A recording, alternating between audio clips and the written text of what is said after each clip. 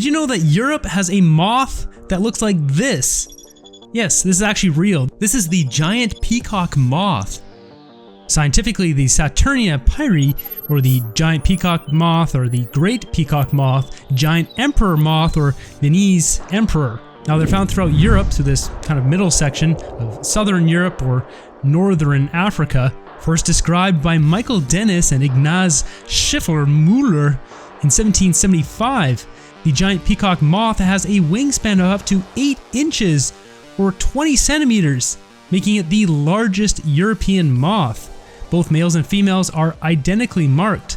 This nocturnal species lives among trees and shrubs in open landscapes from sea level to 2,000 meters or 6,500 feet in elevation. Their natural habitat range is from Spain all the way across to Iran, as far north as Poland, and as far south as Jordan. They're once found in Germany and northern France, but sadly now they're extinct in those areas.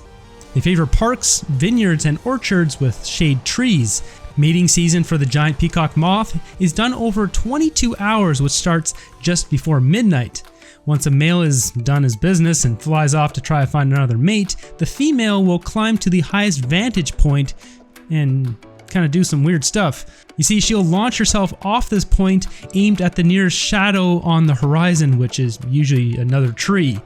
The females are bottom heavy and need to continually deposit some of their 30 eggs on tree branches, trunks, and leaves. They'll deposit chains of 5 to 8 eggs in each go. So is this kind of like wingsuit flying for moths? Once the larvae hatch, they'll eat part of their shell and then wander off to find a good resting spot. This young larvae is usually black or brown at this stage. Their next developmental stage, they turn orange, and the one after that is a blue-green, and finally a yellow-green before transforming into a moth. The hairs on their bodies will also lengthen as they get older. Now what's really interesting is as the larvae gets older, it's able to chirp. Now they can chirp at a range between 3.7 kHz and 55 kHz. Tooth spikes allow them to generate this noise in rapid succession. They also secrete a bitter defense chemical from their spines as a way to keep predators away, such as birds, bats, and invertebrate. They'll then spin a cocoon, usually at the base of plants among the grass, but sometimes higher up in a tree.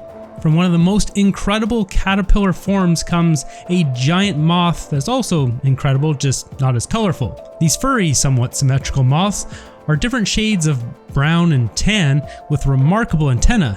Most people will probably think these are either cool or they look like a giant furry flying spider. What do you think, giant furry flying spider, or are these cool? It's remarkable how nature can make something so beautiful and colorful in one stage and so brown in the next. That does it for this one. Be sure to subscribe, and until next one, have a good one.